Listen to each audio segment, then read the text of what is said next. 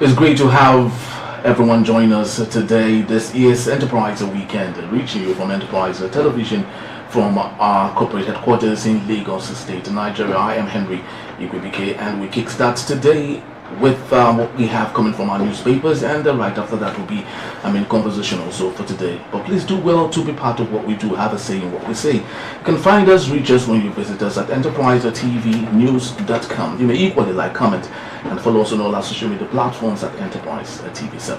Very so honored to have joining me right here in the studios is Sholinde Peters. He is a social commentator, public affairs analyst, and I would love to call him a development communicator. Good morning to you, sir. Yeah, good morning, Mr. Henry. Thank you so very much for your time. Thanks for having me. Beautiful. So let's kick-start this day with a fourth daily on our desk. Saturday Vanguard it is. We have interesting stories. Nigeria is such a wonderful place that newspapers would have something to talk about every single day because lots of stories. We have terrorists hold over 7,000 captives in 7 states in Nigeria. And we have other interesting stories. Rivers, 16 PDP lawmakers defect to the APC. We equally have economic summit. Boris Johnson, former UK Prime Minister, came to Nigeria and said Nigeria is safe, declaring Nigeria safe as Dangote opens a check, raises hope for Imo State.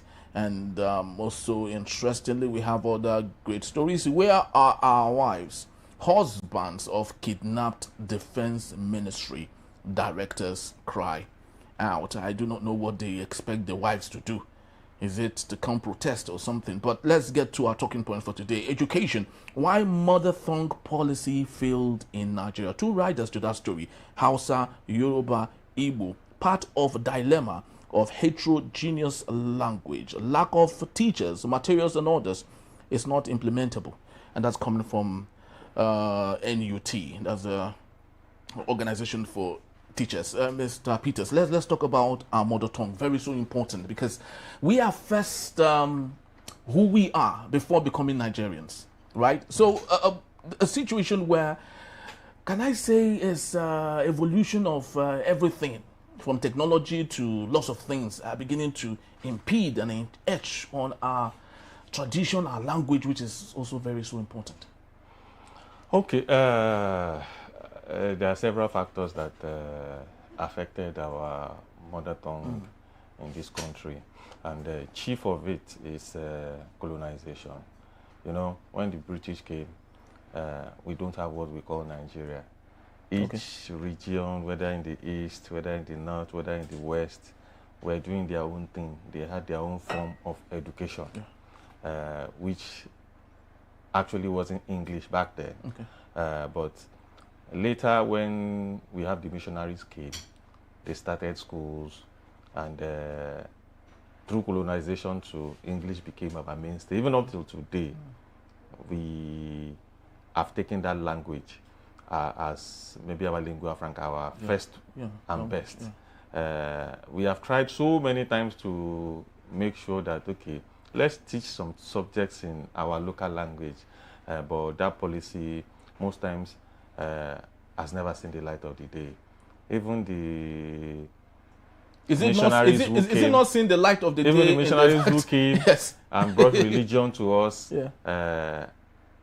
even interpreted the Holy Book into several languages, so that at least you could still go with your language.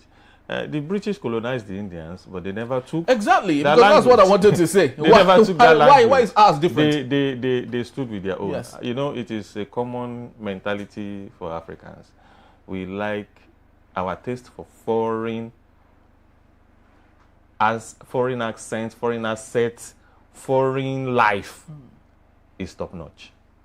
Even in our local community, in our families, we prefer our kids speak English, Montessori English, Queen's English. With diction. I have a friend who had sent the children abroad just because our brothers, his own brothers' children abroad, when they communicate, his own children feel inferior. So, by force, by fire, I must send my own children abroad. So, and it is getting too late because you find out that even our own people abroad are trying to teach their children our local language. Whereas we here, are trying to suppress our children from speaking our local language, preferring a foreign language. And for you to know, language is an asset.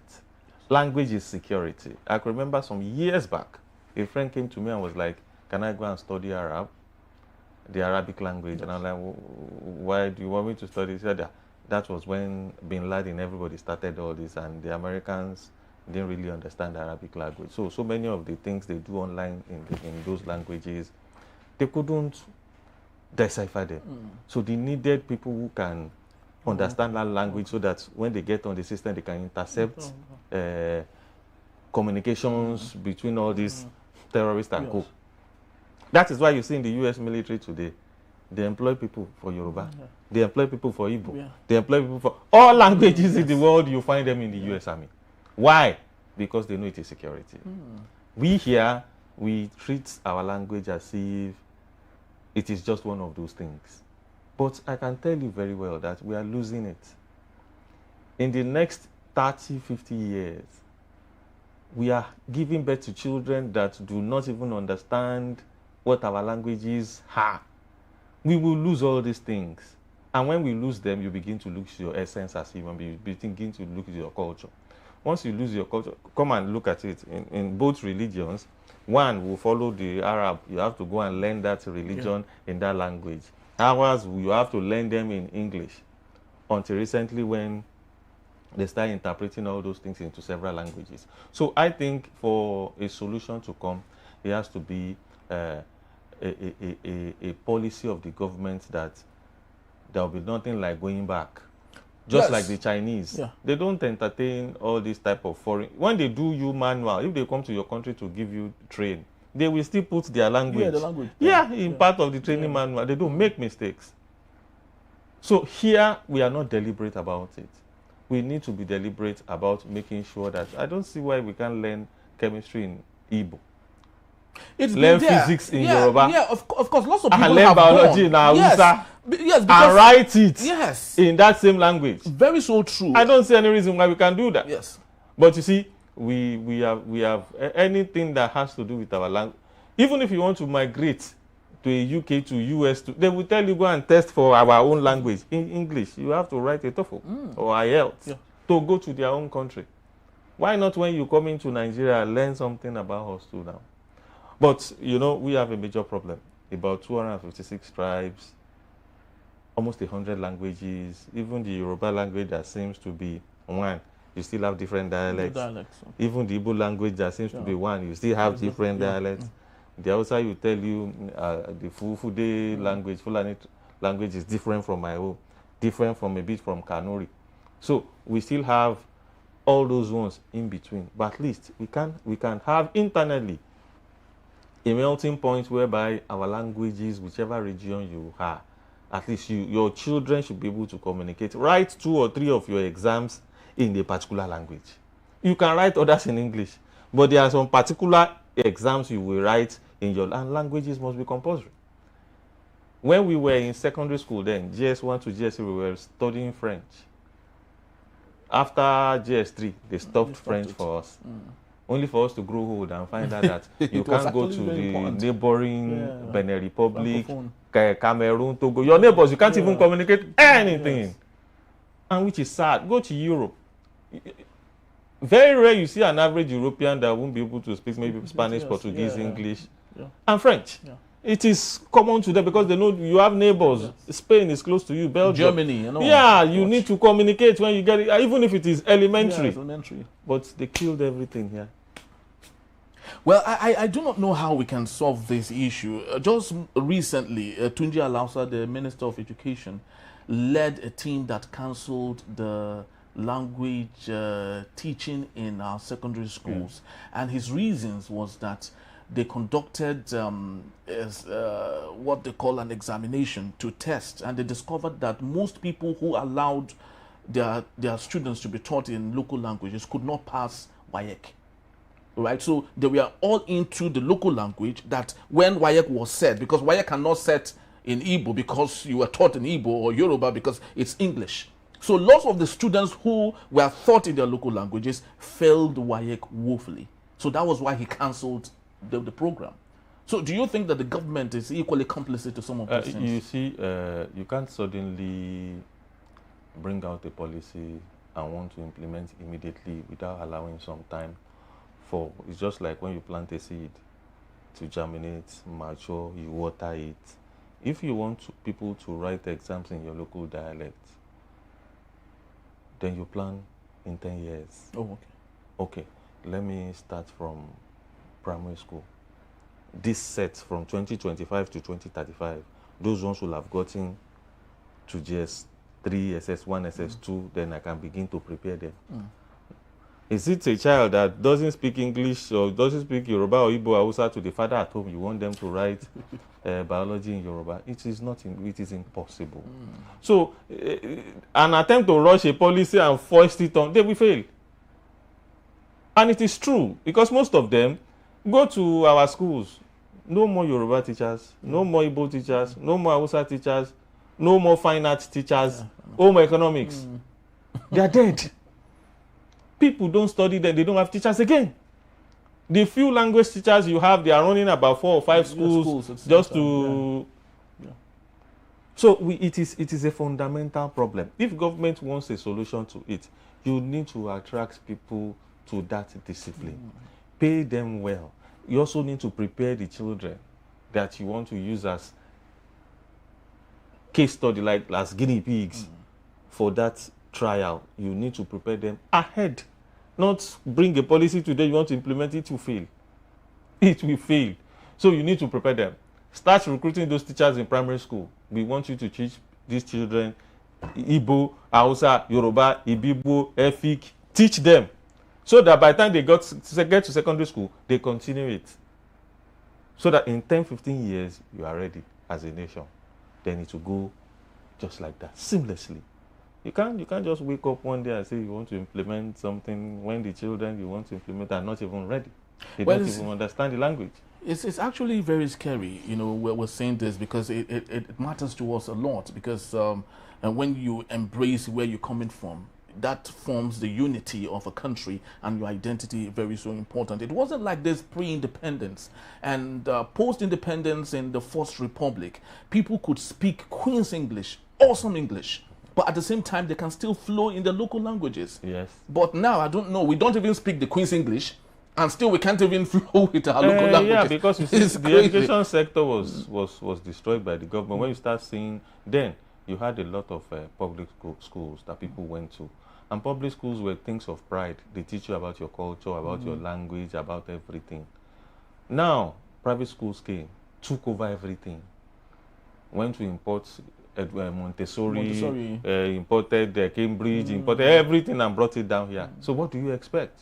They are going to follow their own syllabus. Yes. They are going to kill your own just to sell their own. Everywhere, private schools. Yes. Uncontrolled by government, they dish out anything they like. Yeah. So it's looking at the education sector, government needs to be ready, and it is not what you jump into immediately. If you want to do anything, you must prepare and plan. Very well, must prepare and plan. But let's get to the Saturday Punch newspaper for today. Straight to our talking point for today, equally on the same newspapers. How real estate firm duped 4,000 investors in fresh Ponzi scheme. Mr. Shodinde, let's talk about it with reference to Lagos. Of course, it's the biggest real estate market in Nigeria. I do not know for sub-Saharan Africa, but for Nigeria it is. Right now, lots of people in the diaspora are scared of investing in real estate in Lagos, particularly with the most recent things that we see. Very bad taste. You build and demolish. You buy and the land grabbing, Oworoshoki, is part of them, and so many others. And it might not be looked at a Ponzi scheme, but a situation where you're not sure that you would have a house in the next 50 years. You bought now. You're not sure it will be yours in the next 50 years. Don't you think that would affect our real estate ecosystem? Of course, yes. It will affect customers' confidence. But one thing is sure for me, the housing market in Nigeria is still untapped. It's still untapped? Yeah, because we have about, if not over 300,000 new housing units that is needed to take care of our population. You see, when it comes to demolitions, it happens everywhere in the country. Especially when it comes to, we could remember when El Rufai was doing his own in Abuja. Everybody cried, why are you doing this? Well, we tell you, come, this is a master plan now. You guys are on government allocation. This place you're not supposed to build there. But most of those places are approved by the government. You see, most of the time. You see, people think that with money you can play a fast one. You see, the way they planned Abuja was so much that in almost every area, there is a particular portion left for recreation. Okay. There are plenty gardens, plenty areas in Abuja like that. So suddenly you just see one director be like, okay, let's just write something and give you a paper saying that, okay, this one, we have considered it to start building estates. Another minister will come and say, no, this is the, you that you are buying it. If you had engaged the services of a lawyer or anything, they will have told you that, come, this place is marked for a social service. For example, people in Amuwo there, in the federal housing estate, you will see the housing authority saying that we have warned these people, don't build here. It's a setback. No, we kept this place because this place is swampy, so that it can collect water. We did it for reasons best known. But you know, we always believe that, okay, this is a community. As long as we are 50, we are 100, we are 1,000. At the end of the day, government won't be able to demolish. In so many times, people get away with it. Government can look at it and be like, come, these people are much. Apparently, the project we want to do, can we take it elsewhere? But when your building, when your construction or occupation begin to affect the livelihood of other people in your area, causing flooding, on drainages, blocking roads, and co. Of course, whether you like it or not, if you have collected any document from anybody, government will come. That's why they say after God, it is government. My advice to people abroad is, come, there are people abroad who come here, buy houses, build, good documents. It's all you need is just to get a lawyer, let them chat whatever you are chatting from the land registry. You will see before you start to build. That is why you see at the end of the day, when people shout and shout, they will not go to court to go and enforce their right. Because if you had collected a CFO, you are charted, you have your report saying that everything is fine.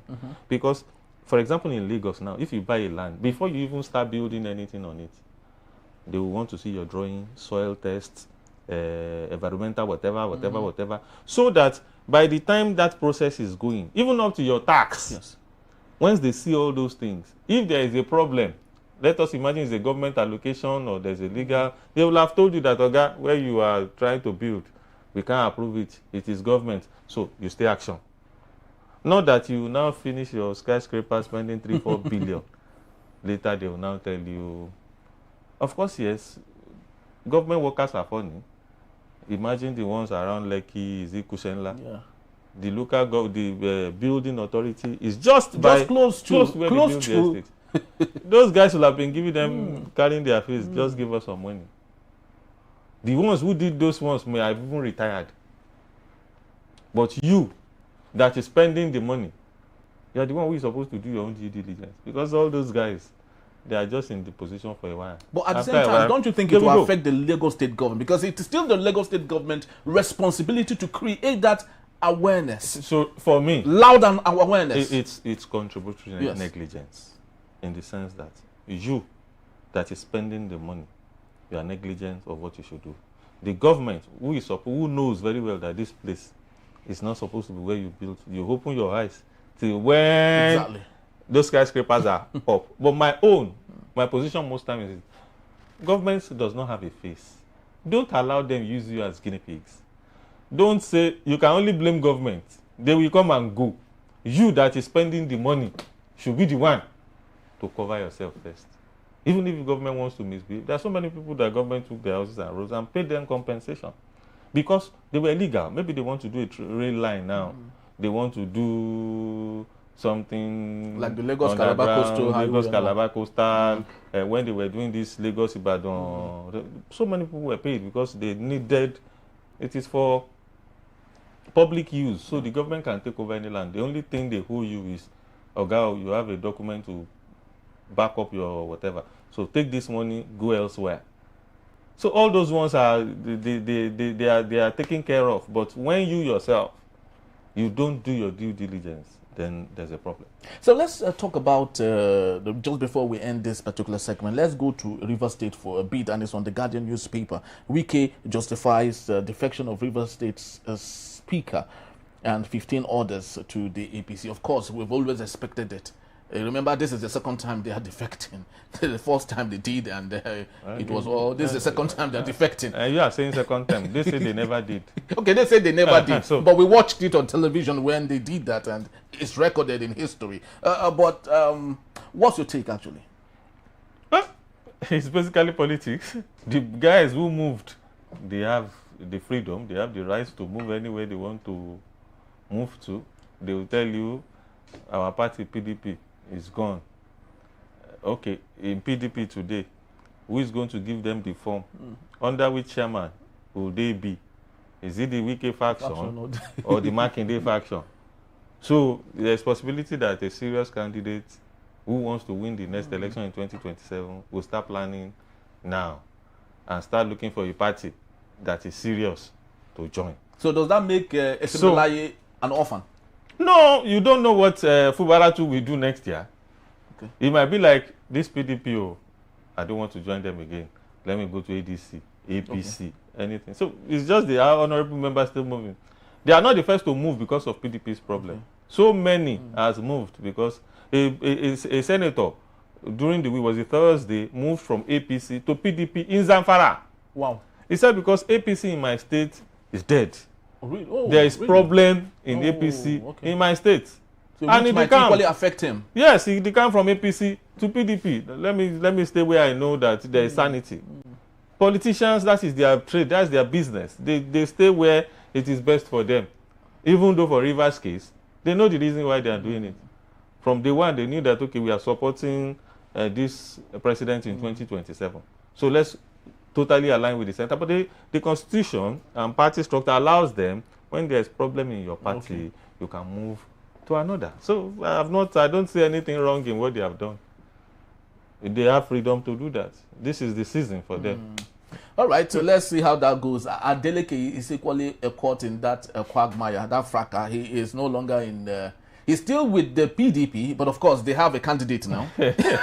So that leaves him out. He won't, they've not allowed him to join APC. So he's considering ABGA and Accord Party. Adeleke, from all information, will join Accord Party. Will join Accord Party. Yes. And do you think he pulls the chance to get himself if he has done well and people vote for him, it's just that, the president has serious interest in Osun State. It's his home state, isn't it? Fine. Yeah. Just like people will say, he has not told us this is my home state. But we will tell you I'm from Lagos.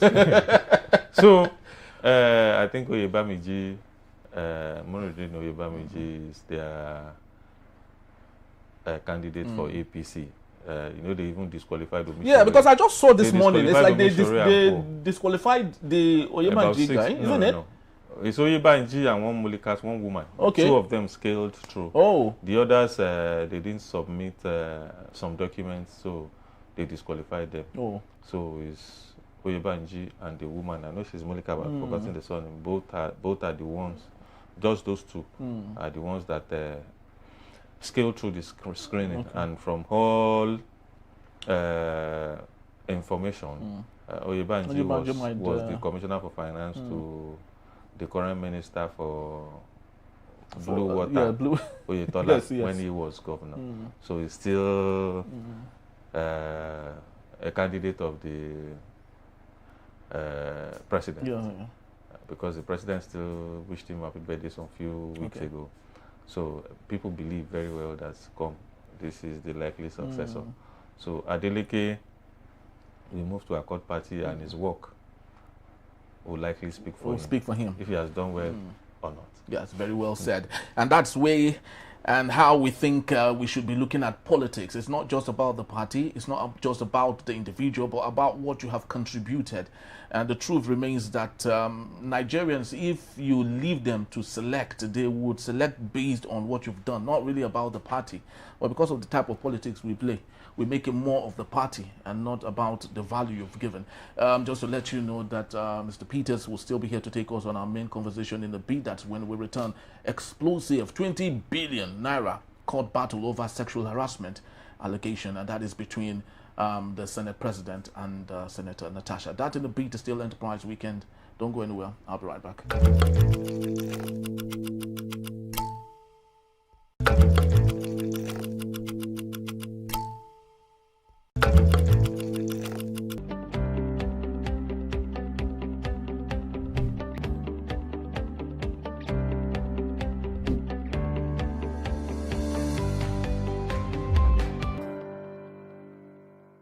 Thank you so very much for being back, and if you just joined us, this is still Enterprise Weekend. Reaching you from Enterprise Television, let's head straight to our conversation for this morning.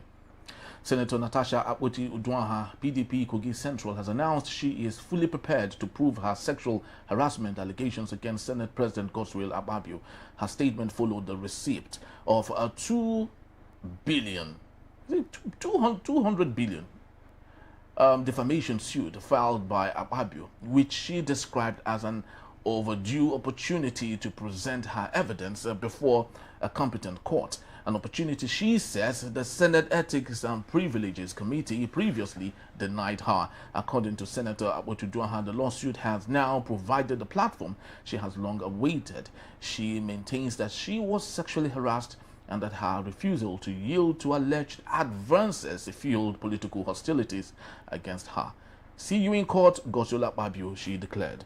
Mr. Peters, let's get talking. We thought this is dead and buried. Akpabio, what's wrong with him? He always knows how to bring up things that Nigerians have forgotten. Is he trying to clear himself? Is he trying to... What do you think? Because we are tired, really. We've been discussing this for like 2 months back or so, or more. It's about his rights. He feels that, whatever Senator Natasha had done to his image, you know, he's the Senate President of the country. And with that type of allegation, in fact, even Amnesty International, so many international organizations were interested in the matter. And I need to prove my case. I cannot just allow it to go down just like that. So he felt the Senate had finished with their own decision, as in Natasha had gone for a 6 months suspension. And now it's time for him to start his own so that he can come clean before the world. So as far as I'm concerned, he has his rights to... After all, before him, his wife had gone to court before to seek for compensation for the damage Natasha had caused her family. So now the husband is doing the same.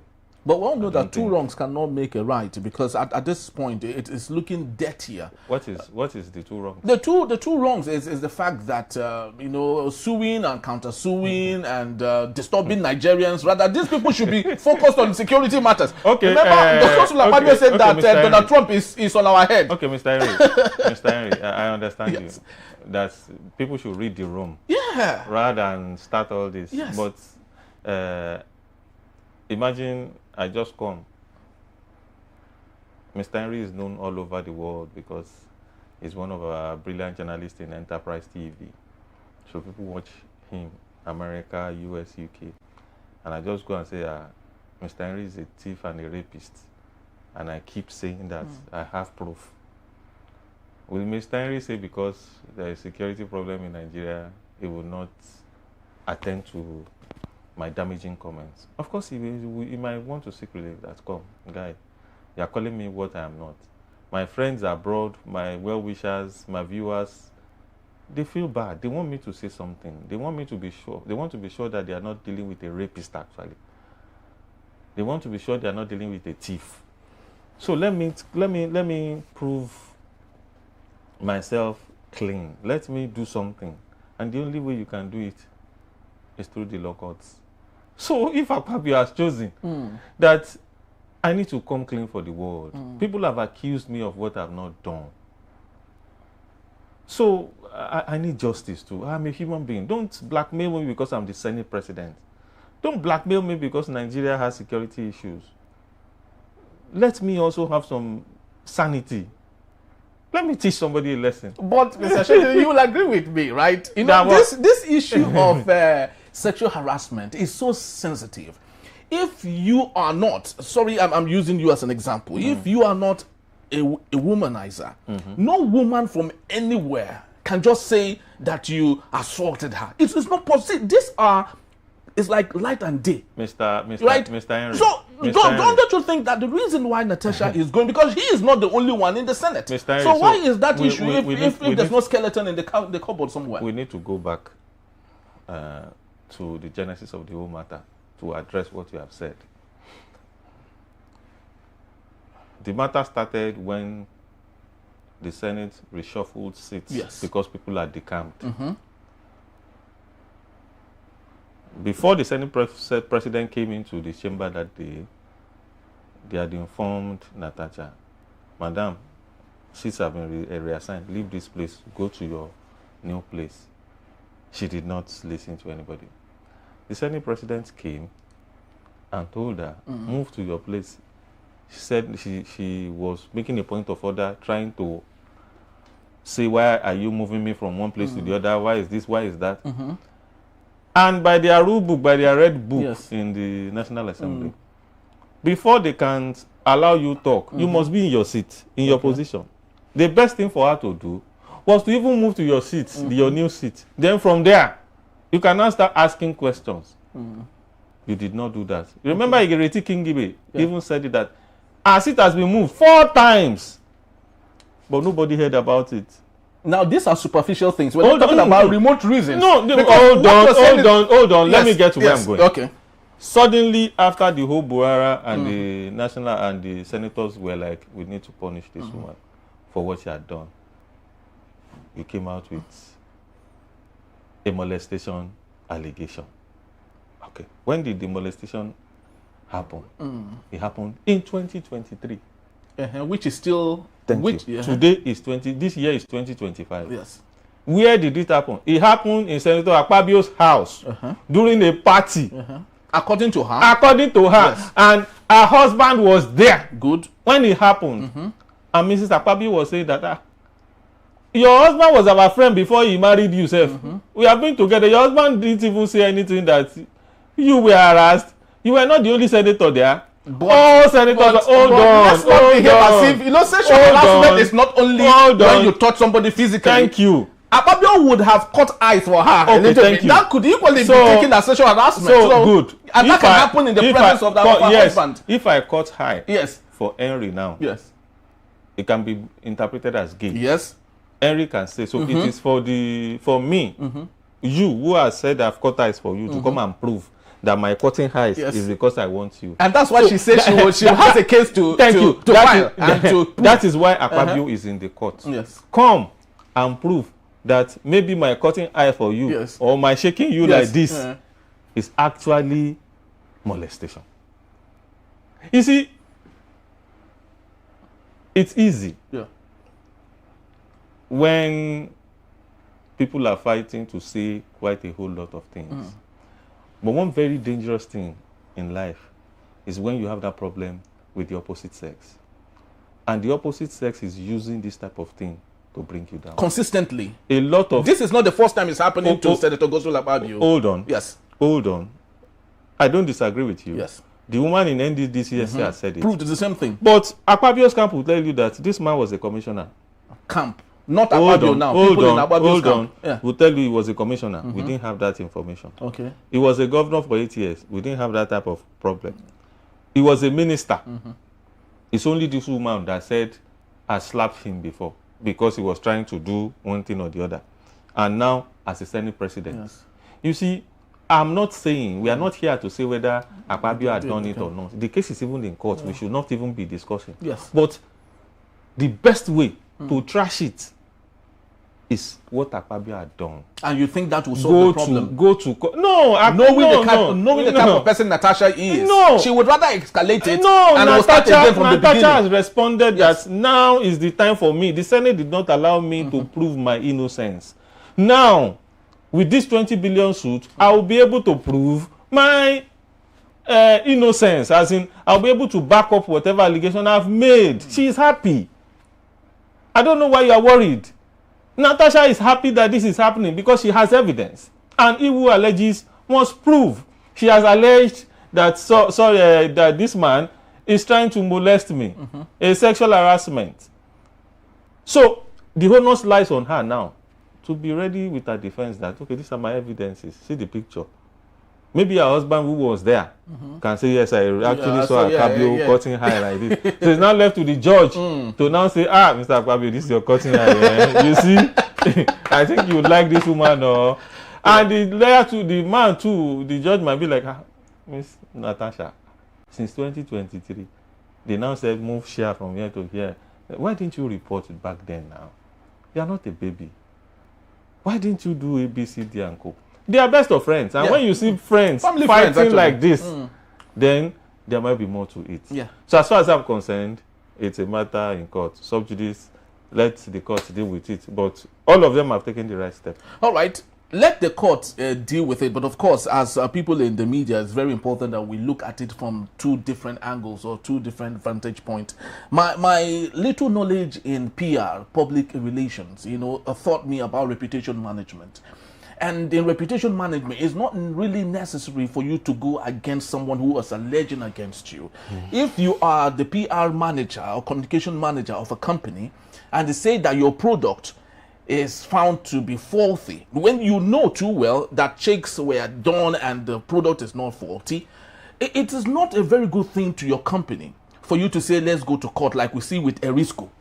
Right? Someone said that your product is not fine. Rather than do what you're supposed to do, allow yourself, play it very well. You want to escalate it. So don't you think this is the reason why we're concerned about this is diverting the attention of our court, of our 10th assembly to some other things. You can't beat a child and still be the one to tell the child how to cry.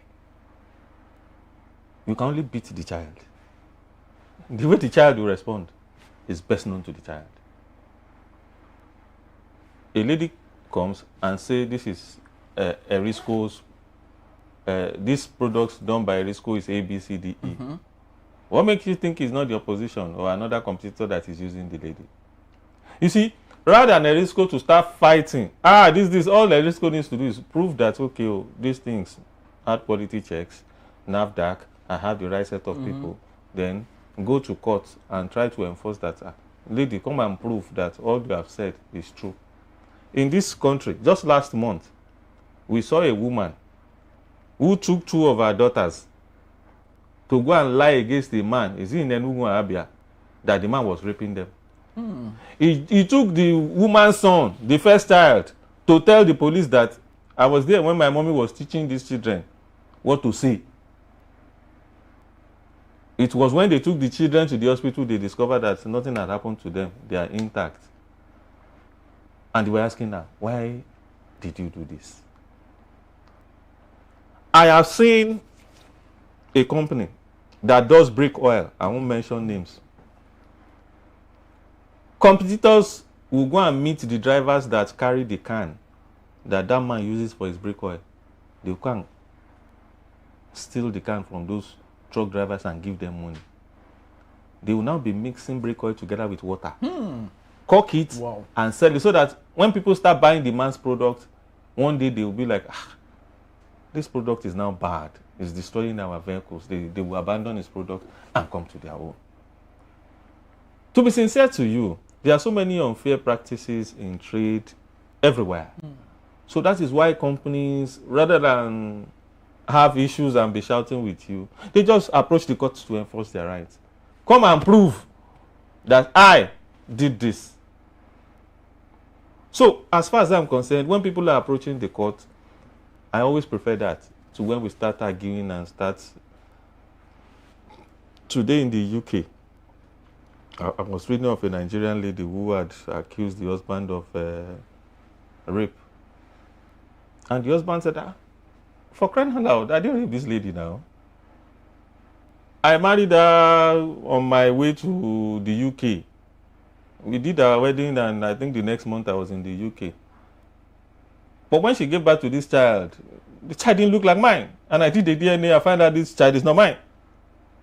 But since then, she's been acting weird. Now I went to report the guy that the guy attempted to rape. You are my wife, for crying out loud. How will I rape you? So a lot of things happen. A lot of things happen in this life. A lot of things happen in this life. So rather than be the one to start creating, or to, how will I say it now, to put laws into your hand, you rather carry that law to the courts to enforce your judgment. That's why the provision is there for divorce. If you know you are not okay with something, you can go there for divorce. There are so many men too, they beat their wives like hell, and the woman must not tell anybody outside. But the position of the law is there. If you know you have a problem and there are evidences, just come out. Say something. So as far as I'm concerned, if two adults, rather than fight, rather than see Natasha everywhere, from Arise TV to this one, that one, to this one, that one, trying to, that is not how to prove your innocence. Just institute a case against this man. You have sexually assaulted me. The court will ask you, put your evidence there. Once you put your evidence there, let them come and disprove this evidence now. I don't need too much stories in all this allegation. At all. When Itagiwa was even talking about the matter, she was like, well, you are not a small child.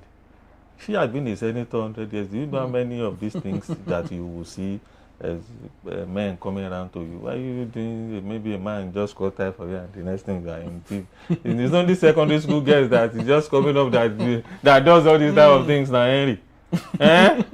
Your husband was even there. You know, the woman felt this is irritating to the ears to say, can't say all these type of things now, because it's only at your age, at your level. You have police protection, security, everything all around you. A man wants to come and molest or rape you. How? So you will know that there are some personal things they are fighting about. So all this, I rape, I molest, I sexually harass, they're just by the way. So that is why the legal team of the Senate President had advised him to clear your record, because you don't know what will happen tomorrow. Look at our President Goodluck Jonathan. He can go to Guinea-Bissau today, Gambia, to South Africa, everywhere to go and... Because of his clean slate. Thank you. So tomorrow they'll be like, is it that rapist? No. Now election, you go say you won't go monitor. Before you know anything, you're going to go see. So because of all those things, you never can tell. He might not be the best of persons. Yeah. I'm not speaking for him. But on a clean slate, he has his right to go to court. That's it. Beautiful. He has his right to go to court. I sincerely believe this will not affect affirmative action in Nigeria. Last week, the wife of the president invited the 10th Assembly for a dinner, where she was begging them to ensure that the bill on the rights to have more women in positions of authority is passed and all that. But with this issue, I just hope they won't renegade on that. I think what they are looking for is, you know, sometimes as a woman, life may be difficult. Difficult? Yes, in ways that you, how do I explain it very well? So many times they feel they are like equal with men. Oh, okay. Yes. The feminists will tell you that there's nothing a man can do that I cannot do. So if it is true, and we want to agree with you that it is true, collect form and contest with me. Why do you need a special seat? Do you understand? Yeah. What the women are looking for is seat that is zoned to them already. Definitely, yes. So they will just need to do picking within themselves to fill that place. Well, it's not new. Ghana is already doing it. So what we are saying is this. If the Senate feels it is best for them to have it, fine. But for me, I feel that contest like men. So contest. But we know... Throw in your hat in the rings. Let us...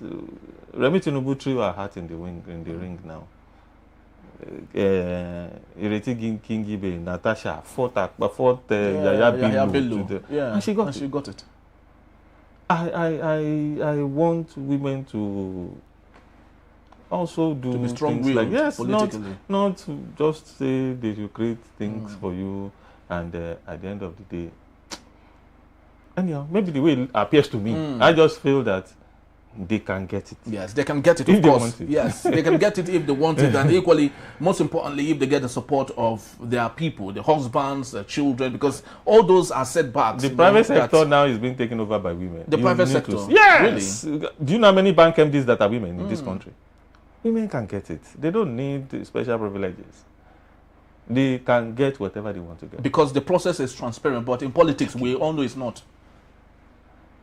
In the corporate world, it's transparent. Maybe you think agree so. with me. So the women that are winning in politics, how are they doing it? Well, it's just that's why they're only 4. How are they 100 doing and Okay, the senators will give them their seats. At least they are at least let's give them 20 they or are 30. eating mama's food. Yes.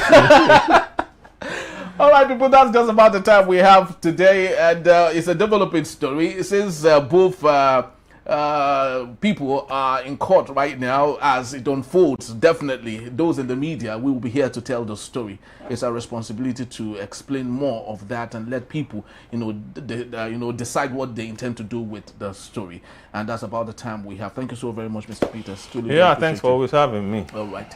So we have to go now. Please do well to follow us if you may. You can find us at enterprisetvnews.com. You may equally like, comment, and follow us on all our social media platforms at Enterprise TV7. Stay tuned for other groundbreaking programs coming up on Enterprise Television. From me to you, bye-bye. God bless you. God bless Nigeria. Have yourself a splendid weekend.